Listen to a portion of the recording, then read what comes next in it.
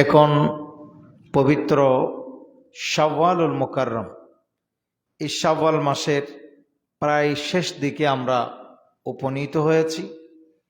শাওয়াল মাস এটি আসলেই আরব বিশ্বে তথা বিশেষ করে মক্কাতুল মুকাররমা, মদিনায়ে তয়বা এগুলি নতুন করে হুজ্জাজে কেরাম মুতামিরদের জন্য নতুন করে সাজানো হয়।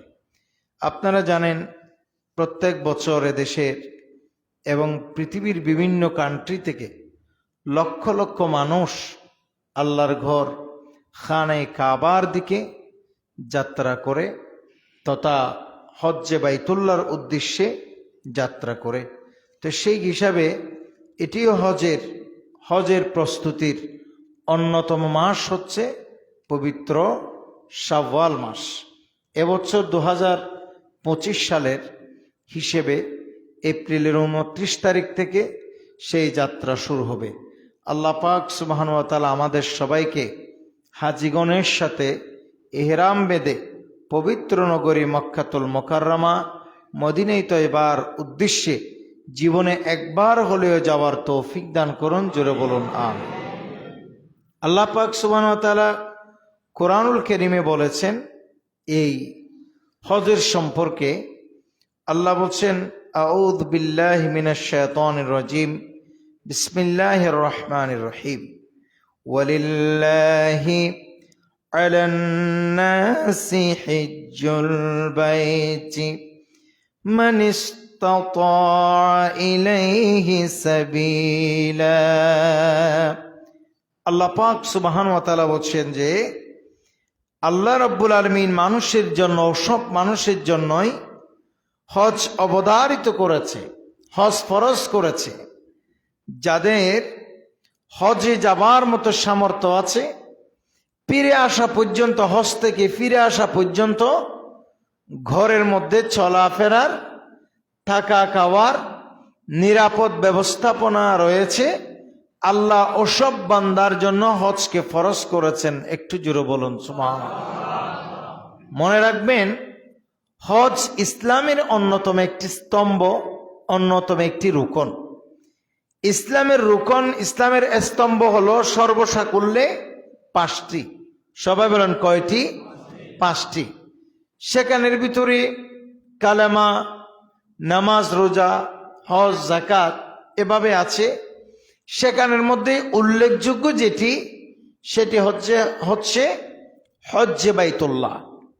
এই হজ, এটা প্রত্যেক মানুষের, যাদের তৌফিক আছে, সাধ্য আছে, সামর্থ্য আছে, আল্লাহ পাক সুবহানাহু ওয়া তাআলা এই হজ তাদের জন্য ফরজ করেছেন। একটু জোরে বলুন সুবহানাল্লাহ।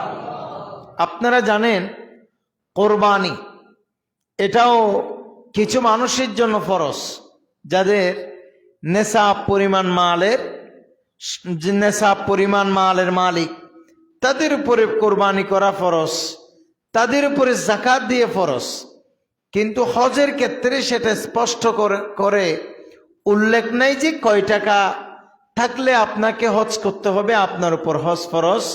তবে হজের ক্ষেত্রে বিষয়টা এইরকম যে যার হজে যাবার মতো সাধ্য আছে, সেখান থেকে ফিরে আসা পর্যন্ত পরিবার পরিজন চলার মতো তৌফিক আছে, ওসব মানুষের জন্য হজ করা ফরজ। একটু জোরে বলুন সুবহানাল্লাহ। বলেন, হজ করা কি ফরজ? কেউ যদি হজ সামর্থ্য থাকার পরেও আদায় না করে, তার জন্য কঠিন আযাব। কোন হাদিসে আসছে, নবী করিম সাল্লাল্লাহু আলাইহি ওয়াসাল্লাম বলে যার উপরে আল্লাহ তাআলা হজ ফরজ করেছে, সেই যদি হজ না করে মরে, আমি বলছি না সেই কি ইহুদি হয়ে মরলো নাকি নাসারা হয়ে মরলো। একটু জোরে বলুন না নাউযুবিল্লাহ। আপনারা বুঝতে পারছেন কথাটা কত বড় ভয়ঙ্কর, কথাটা কত বড় মারাত্মক। কাজেই যেহেতু হজের চতুর্দিকে আনাগোনা শুরু হচ্ছে, হজের কথাবার্তা চতুর্দিকে কানে আসতেছে, আমরাও আপনাদেরকে হজের বিষয়ে আপনাদের কানে কথাগুলো পৌঁছিয়ে দিচ্ছি দাওয়াত হিসেবে। বলেন কি হিসেবে?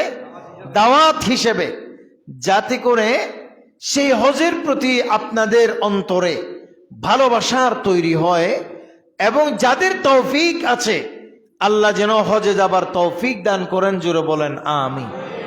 আমি প্রায় সময় বলি, আমাদের অধিকাংশ গ্রামে গঞ্জের মানুষেরা দুইটি ইবাদত থেকে খুবই গাফেল।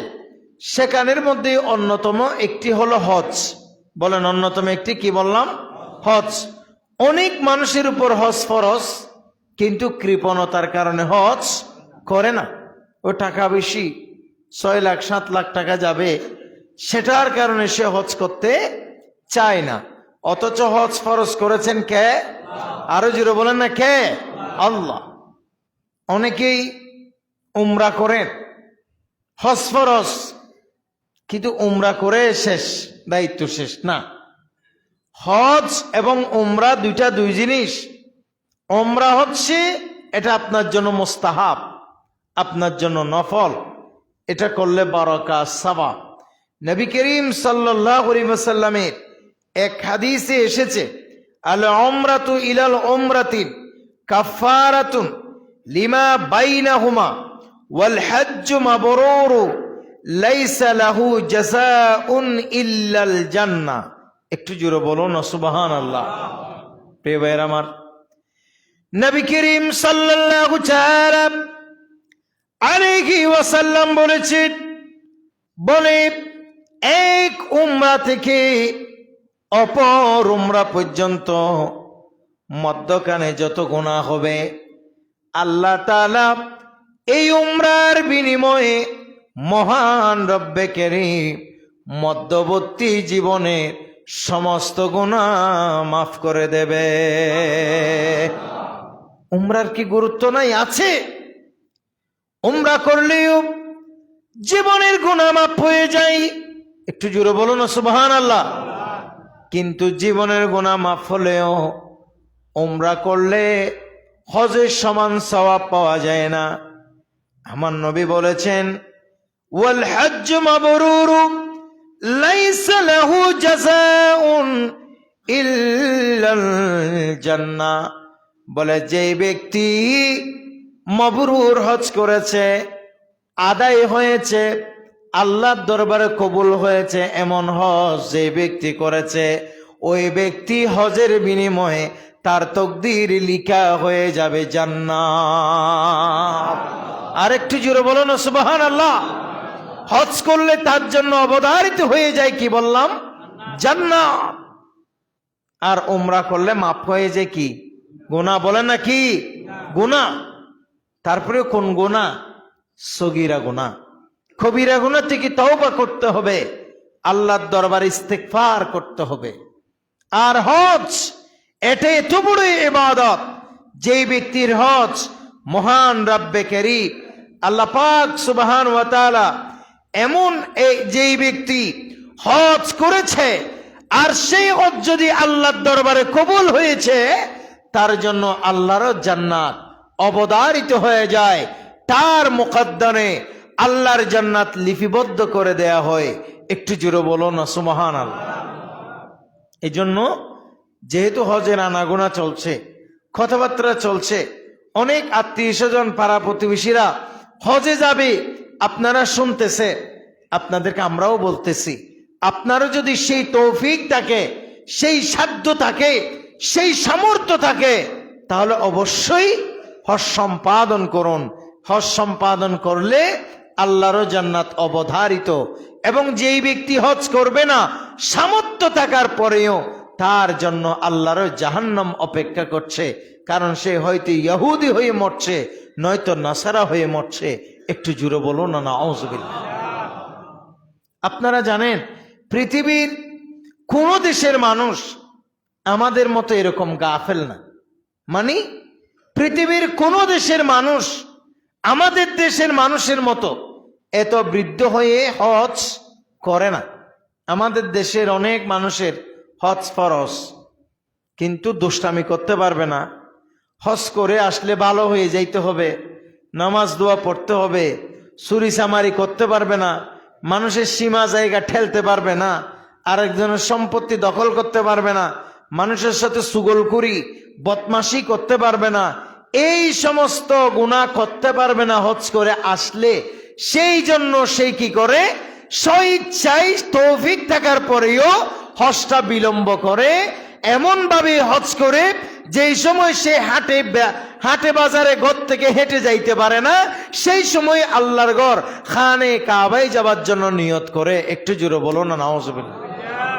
কত বড় নিকৃষ্ট মনের মানুষ, চিন্তা করে দেখছেন আপনারা? যে সময় হেঁটে মসজিদে আসতে পারে না ঘর থেকে, সেই সময় যাইতেছে কোথায়? আল্লাহর ঘরে হজ করতে। কিন্তু আপনারা জানেন হজের মধ্যে সব থেকে বেশি কাজ দৌড়াদৌড়ির, হাঁটাহাঁটির, বীর ব্রেইনের, বিভিন্ন জায়গায় যেতে হবে, হাঁটতে হবে, চলতে হবে, ফিরতে হবে। আমি এমনও দেখেছি হজে যে বাংলাদেশের একজন অত্যন্ত শিক্ষিত মানুষ, চালাক চতুর মানুষ, হজের ময়দানে, আরফাতের ময়দানে প্রায় পাগলের মতো, অর্ধ পাগলের মতো হয়ে গেছে। কেন? গরমের চাপ, গরমের তীব্রতা, এমনকি মানুষের সমাগম, এই যে মানুষের জমায়েত ইত্যাদি বিভিন্ন কারণে তার মাথার ভিতরে এমন গরম ঢুকছে, সে প্রায় পাগলের মতো হয়ে গেছে। তার মানে আমি আপনাদেরকে কি বোঝাচ্ছি, অনেক মানুষ হিট স্ট্রোক করে হজের মাঠে মারা যায়। তন্মধ্যে আপনারা দেখবেন যে বেশিরভাগ বাংলাদেশের মানুষ, বলেন বেশিরভাগ কিসের মানুষ হারিয়ে যায়? বাংলাদেশের মানুষ। তারপরে আপনার মরে যায় বাংলাদেশের মানুষ। হজ করতে গিয়ে হাঁটতে পারে না বাংলাদেশের মানুষ। কথা বলেন ঠিক কিনা? এটা যারা গেছে আপনারা তাদের থেকে জিজ্ঞেস করেন, এবং এটা বাস্তবতা। আপনারা ইউটিউবে চার্জ দিলে, পেপার পত্রিকা ইউটিউবে আপনারা দেখবেন। কাজেই আমি আপনাদেরকে উদ্বুদ্ধ করছি, এটি হচ্ছে আমাদের হজের মাস, আমাদেরকে হজ করতে হবে, হজ সম্পাদন করতে হবে, এবং হজের নিয়ত অন্তরের মধ্যে রাখতে হবে। আর হজ করার যদি আল্লাহ তৌফিক দিলে অবশ্যই আমাদেরকে হজ করতে হবে। আল্লাহ যেন আমাদেরকে কবুল করে। রাসূল করিম সাল্লাল্লাহু আলাইহি ওয়াসাল্লাম বলছেন, হাজ্জু ফাইন্নাল হাজ্জা ইয়াগসিলুল জুনুবা কামা ইয়াগসিলুল মাউদ দারানা। নবী করিম সাল্লাল্লাহু আলাইহি ওয়াসাল্লাম বলে হজ মানুষের জীবনের গুনাহ শরীর থেকে এমন ভাবে নিয়ে যায়, যেমন কেউ ময়লাযুক্ত শরীর নিয়ে কেউ যদি পানি দিয়ে গোসল করলে যেভাবে তার শরীর পানির কারণে ময়লা মুক্ত হয়ে যায়, ঠিক সেভাবে একজন গুনাহগার গুনাহ করে যদি সে হজ করতে যায়, ওই হজের কারণে তার শরীর থেকে সেই রকম গুনাহ ঝরে কমপ্লিট ক্লিন হয়ে যাবে। একটু জোরে বলুন সুবহানাল্লাহ। এরকম হজের অনেক সওয়াব। এই জন্য আমি আপনাদেরকে অত্যন্ত বিনয়ের সাথে বলছি, যাদের উপর আল্লাহ হজ ফরজ করেছেন, এই বছর যারা যাইতে পারছেন না, আগামী বছর থেকে এই বছরের জন্য প্রস্তুতি গ্রহণ করুন। এটা এক বছর আগে বলতে হয়, আমি এখন বলতেছি। আপনি চাইলে আগামী এবার হজে চলে যাইতে পারবেন না। এই জন্য আপনাকে এখন বলার মানে হচ্ছে এখন থেকে মানসিক প্রিপারেশন গ্রহণ করেন।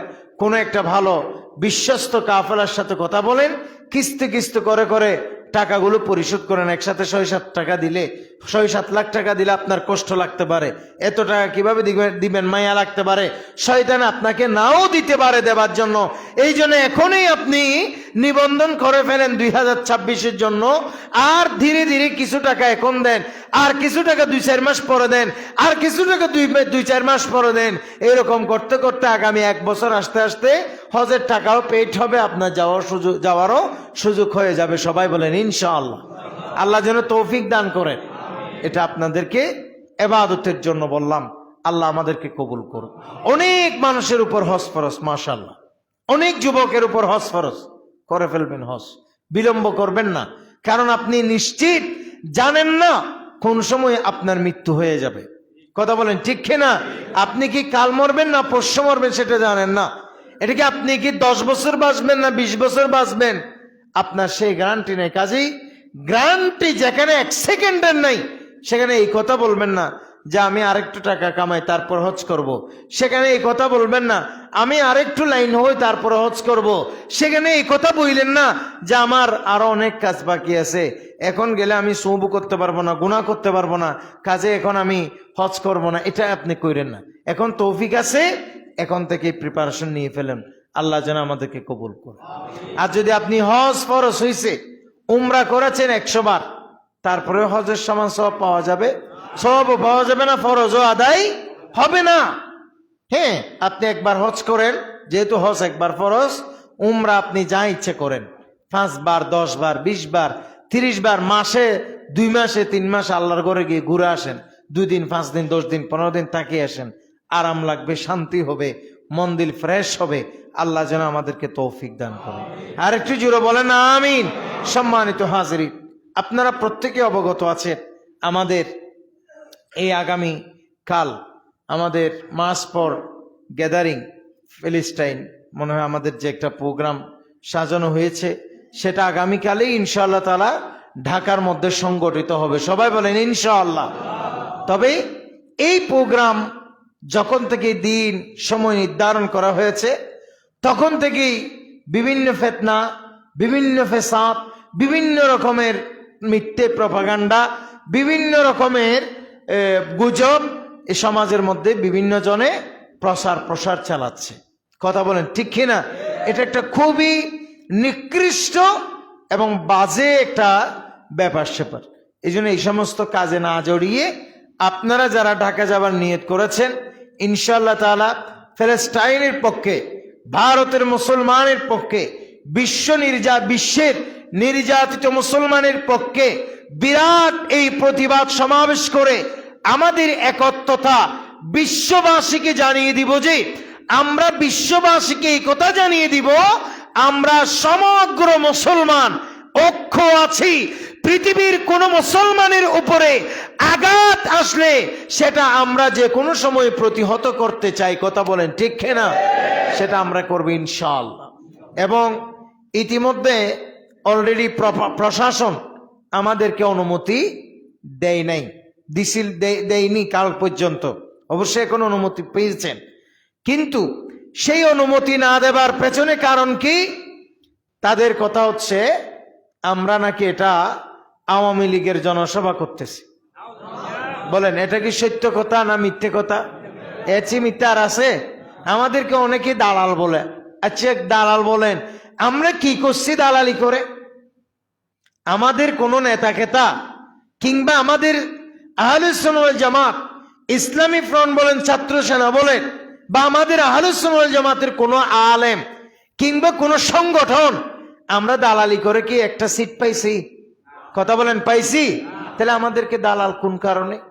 ঢাকার মধ্যে আমাদের কোনো গাড়ি বাড়ি হইছে না, তাহলে আমাদের কি দালালি করলাম আমরা? দালালি যারা করেছে তারা সিট পাইয়ে তারা সংসদে গেছে।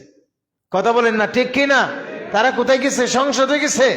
জায়গা জমি কিনছে, সরকার তাদেরকে কোটি কোটি বিলিয়ন টাকা তাদেরকে সরকার দিয়েছে। কাজেই আমরা কখনো আমাদেরকে যারা দালাল বলে, প্রকৃত অর্থে দেখবেন তাদের বক্তব্য শুনবেন, তারাই বেশিরভাগ দালালি করেছে এক সময়।